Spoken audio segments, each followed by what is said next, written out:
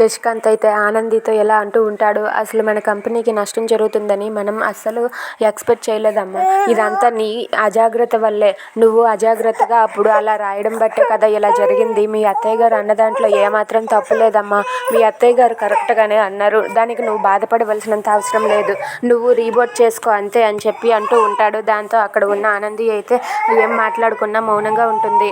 ఇంతలో అది చూసి జీవన అయితే ఇలా అనుకుంటూ ఉంటుంది, దీని ముఖం ఇదేం చేయగలదు, అత్తయ్య గారు కాళ్ళు పట్టుకొని క్షమించమని అడగడం తప్ప దీనికి ఇంకేం రాదులేండి అని చెప్పి జీవన అనుకుంటుంది. ఇక శశికాంత్ వెళ్ళిపోయాక ఆదిత్య అయితే ఆనందితో ఇలా అంటూ ఉంటాడు, అసలు ఇలా కంపెనీకి నష్టం జరుగుతుందని ఎవరు ఊహించరు.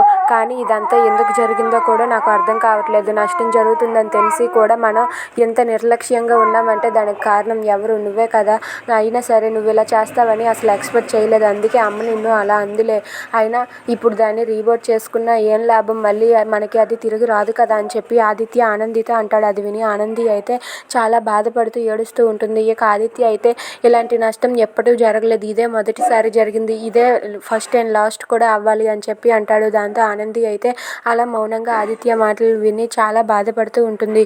ఇక ఆదిత్య ఆనందితో ఆ మాటలు చెప్పి అక్కడి నుండి వెళ్ళిపోతాడు. If you like this video please like, share and subscribe friends. Thanks for watching.